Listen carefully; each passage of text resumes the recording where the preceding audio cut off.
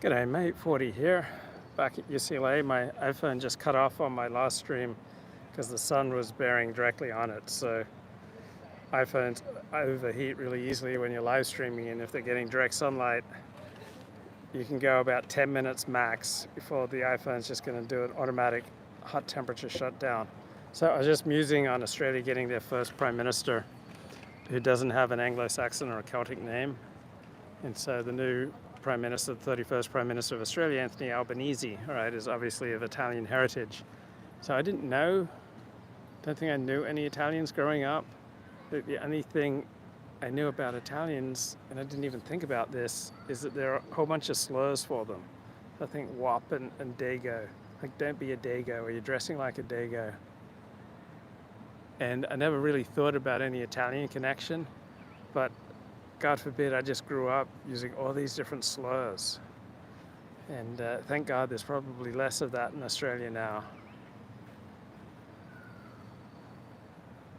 So our first Prime Minister without an Anglo-Saxon or a Celtic name. So I'm listening to Thomas Hobbes' Leviathan, and some very arresting passages. It's beautifully written. This book was published in 1651, and I just listened to this passage that said that when all men have rights to all things, that necessarily leads to war. And Thomas Hobbes is the most important political theorist who's ever written in the English language, and he's been called like the father of totalitarianism or of total government. And so his thesis is that in the state of nature, right, all men have all rights to all things that they can get. That in the state of nature, you take everything you can get, because the more you take, the safer you'll get. And I'm just thinking about America since the 1960s and the Civil Rights Revolution. Like we've from a liberal conception, we've had these ever-increasing, ever-evolving rights. Right, and so with this explosion of rights, we've had this explosion in litigation. And so, can you get an explosion in rights without an explosion in litigation? Probably the litigation explosion, probably far more intense in the United States than in England or Australia. Have I even read Loki? No, but I'm watching The Northman on Richard Spencer's recommendation. So compelling, but just 2 viewing sessions so far. I've only gotten through 20 minutes because I've been getting to it at the end of the day, and then I'm realizing this is way too intense to take in at the end of the day. Let me watch Fresh Meat instead, which is a 4-season British comedy about kids at university in central England or northern England. Fresh Meat, highly recommended after you watch Peep Show, another British TV comedy. But yeah, Hobbes says in the state of nature, life is solitary, nasty, brutish, and short, which seems to be a good description of the direction of America since the Civil Rights Revolution in the 1960s. So I was just listening to Ezra Klein of the New York Times interview Patrick Deneen, and you think you enjoy a solitary life. You don't really. You have intimations that there's an ordinary world out there that you have yet to find. And you'll one day find that ordinary world of human connection. And you'll start living the life of Duran Duran. But Ezra Klein was saying to Patrick Deneen, who's this right-wing, fairly angry right-wing professor of the classics, I believe, at Notre Dame University. And Ezra Klein keeps saying to him, I don't know what you're so angry about, and which rights do you want to restrict? Like, where do you think Americans have too much freedom? So if you're watching this stream, you probably don't think that Americans suffer from an excess of freedom, and you probably don't think that the Civil Rights Revolution gave us more freedom.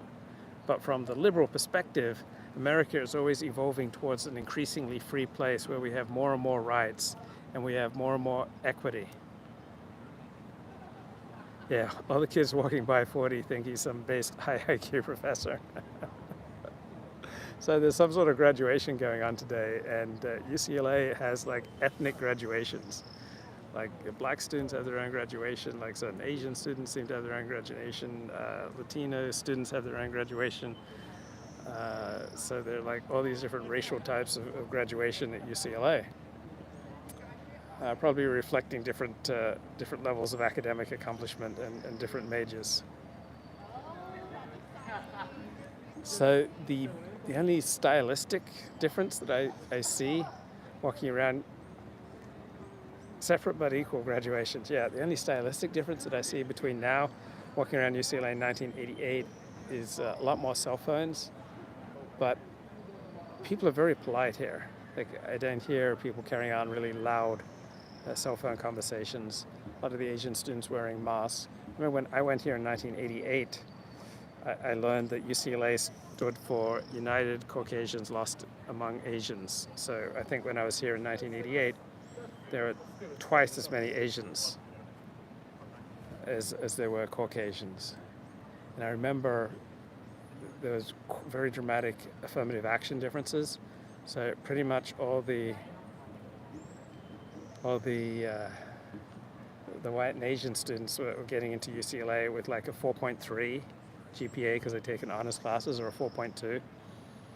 And then the many of the black and Latino students that I met at UCLA, they got in with like a 3.0, and then they would generally take fairly soft majors like black studies or communication.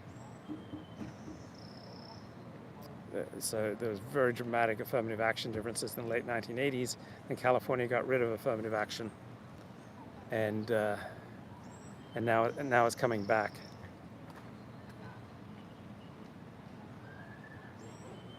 So Hobbes, it's interesting, in Leviathan, he makes this case for censorship. So he says that the sovereign should have the right to regulate opinion, meaning to regulate what's possible to discuss publicly. And so he wanted the sovereign to regulate what could be said in church, what could be said publicly, and what could be published. Yeah, they want us to pay for their ethnic studies and women history degrees by giving money to the banks. Yeah, this loan forgiveness program just seems insane. Like, why reward people for their bad decisions? I don't know about you, but I worked my way through college. Like, I would sometimes work 100-hour weeks. Like, I would work from 5 a.m. to 10 p.m. sometimes, working construction. And so I developed about $40,000 in savings while I was going through college. And I started off, took a year off after high school and worked, and saved about $16,000 from doing that. And then I worked construction during community college, and saved another $25,000, invested in Fidelity Magellan Mutual Fund, pulled it out before the big crash in 1987. So I had over $40,000 in savings, and so this idea of just loan forgiveness just seems crazy. Like, why reward people for making bad decisions? And for probably at least half of college students, going to college is a bad decision.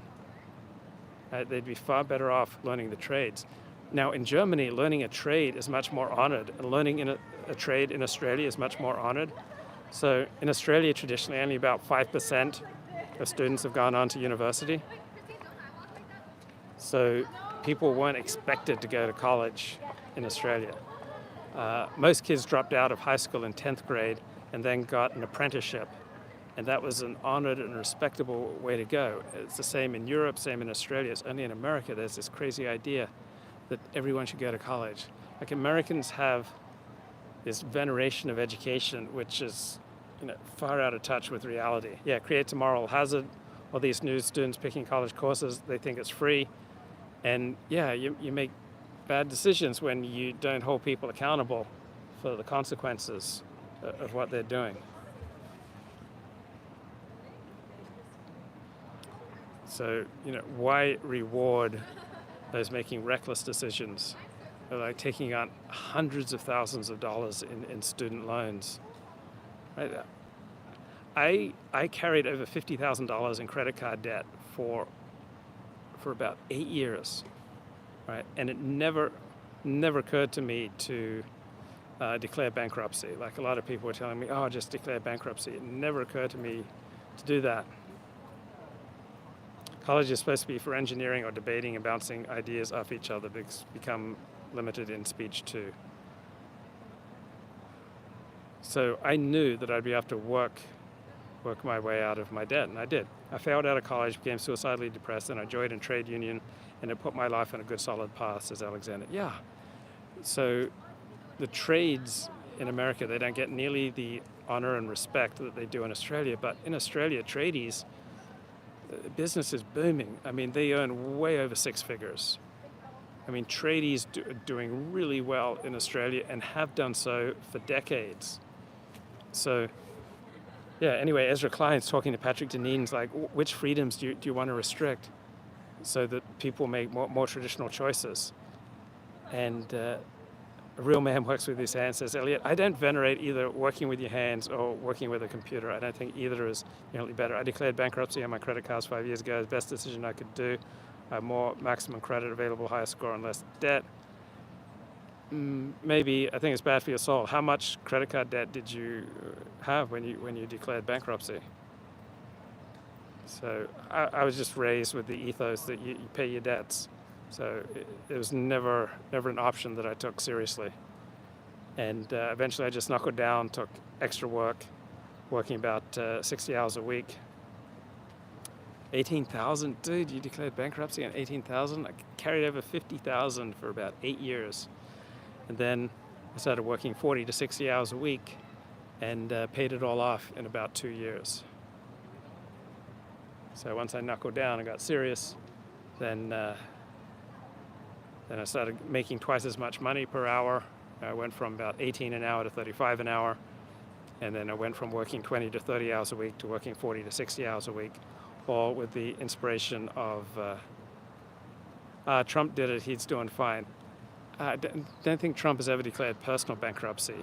He declared bankruptcy on his businesses. Nick Fuentes has been captured on video disparaging people who work construction. Yeah, this reinforces how out of touch he is. Yeah, it's stupid to disparage people who work construction or work with their hands. Like, honorable work is such a beautiful thing. It's about the most ennobling thing you can do is to do an honest day's work. Like when I worked landscaping, when I did a good job, when I put in the irrigation pipe correctly, when I wired everything down correctly. The bank screwed me with 24% loans, kept upping my credit limits when I was a teenager. They were predators. No, they weren't predators. I couldn't get out. Yeah, you could have worked your way out. The banks weren't predators. If you're going to say that the banks were predators, then you're saying that you're not someone who is responsible for his behavior. I paid them enough in interest.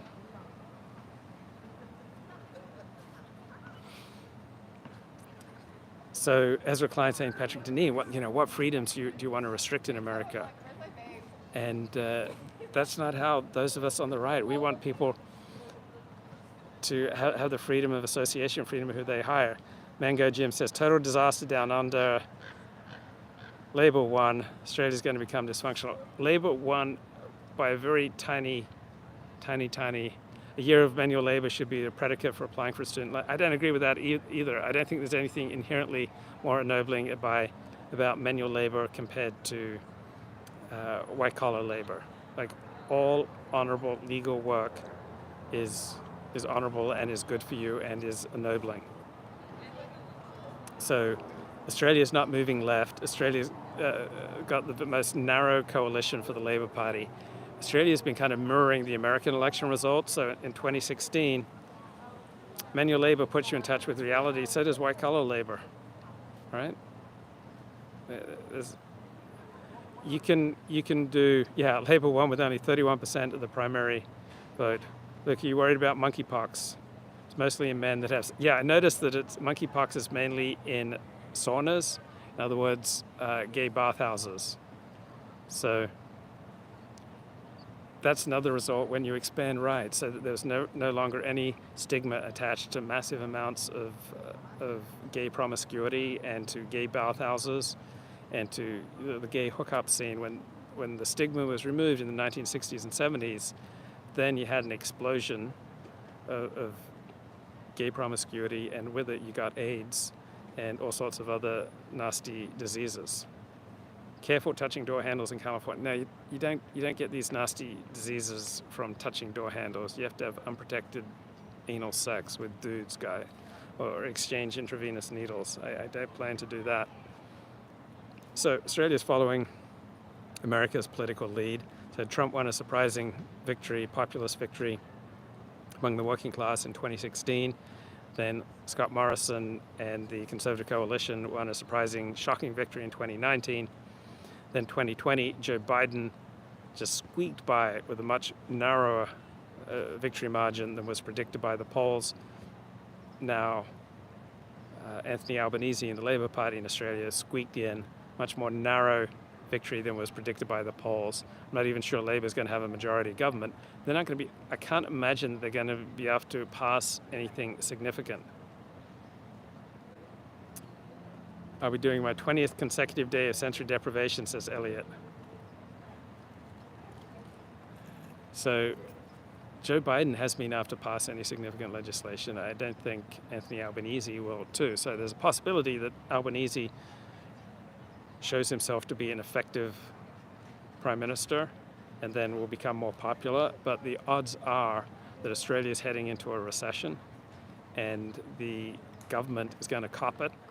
I don't expect that Albanese is going to be any more successful than Joe Biden at making any important legislative accomplishments. I just don't see it.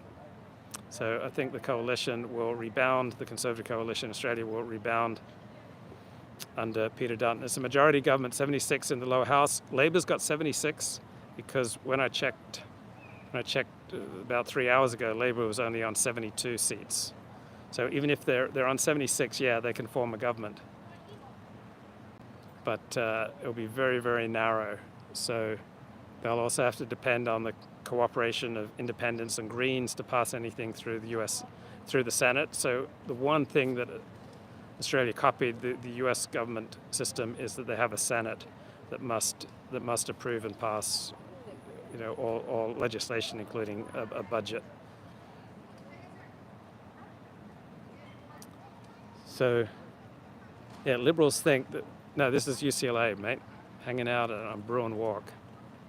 So Liberals think with their ever-increasing freedom, but from a non-liberal perspective, I experience, generally speaking, a considerable reduction in freedom since the 1960s. So you have less freedom of association, less freedom in who you can rent to, less freedom in who you can employ.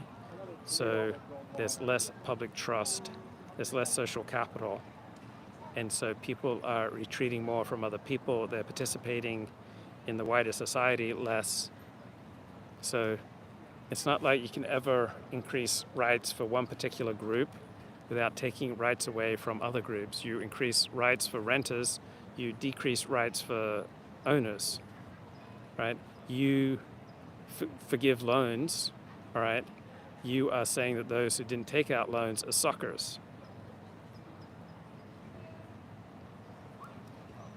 So I would like to see a return to the original U.S. Constitution, like prior to the 1965 Voting Rights Act, when people could hire who they wanted, who they could rent who they wanted. They had more freedom of speech, right? I didn't vote for Joe Biden. I just never thought that Joe Biden was going to be a disaster. I didn't think Joe Biden was going to be a disaster. I don't think he's been a disaster. He's not been able to pass anything. Right? He has no margin for error. He's not able to pass any legislation. And Anthony Albanese, the new Australian Prime Minister, I don't expect that he's going to have any ability to pass anything. So I'm reading Hobbes' Leviathan, and he talks about that if you control people's opinions, you can control their behavior. And so I thought Biden was going to be boring business as usual. I think that's what he has been. Like, there's much less, I think, interest in politics now compared to when Trump was running. Like, cable news ratings are way down.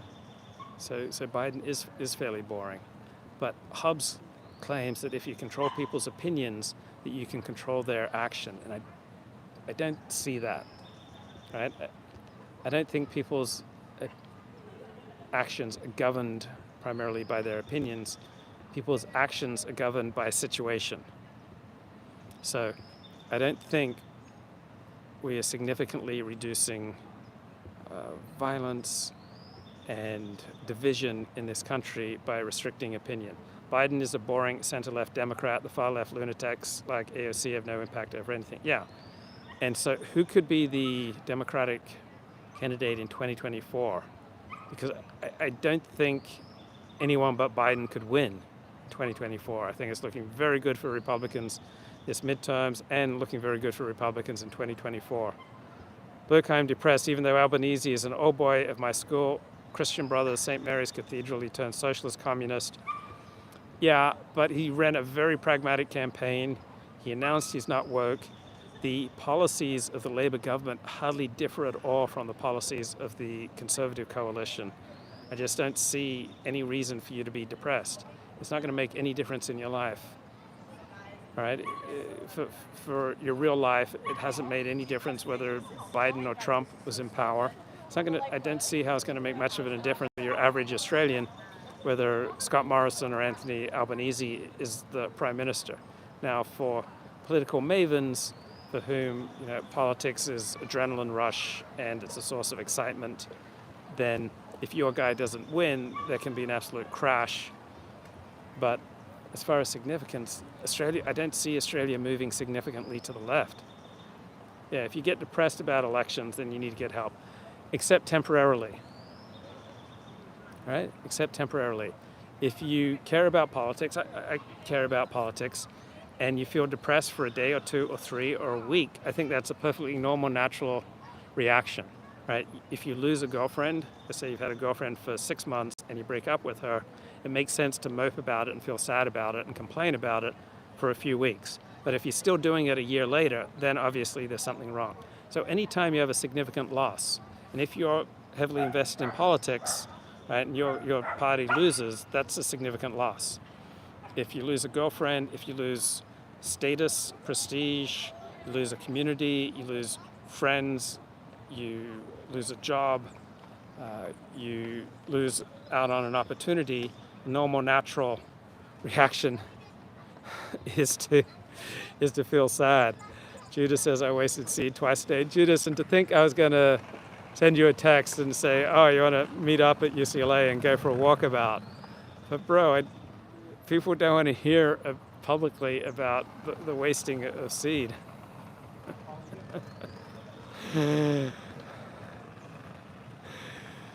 Oh, 4 times total this weekend. Okay, Judas, and to think, I was just about to say, Judas, we should meet up at UCLA, go on a walkabout. And I don't know, it's just, well, no, if I meet up with Judas, he'll tell me about how many times he's wasted seed recently, and I think I'm just gonna pass on that. I think I'd rather walk around UCLA on my own and listen to Thomas Hobbes. So yeah, Hobbes says if the government control people's opinion, then they can control their behavior. And so with ever increasing restrictive speech codes in America, like various parts of America are trying to restrict our publicly stated opinions, but is that really going to restrict people's actions? And I'm not sure. That's my open question. If you restrict people's opinions, do you really restrict their actions? Like if you restrict what can be preached from the pulpit, if you can restrict what text they can read, if you restrict what people can surf on the internet, do you really restrict their behavior? So I'm at UCLA, bro. I'm on Bruin Walk.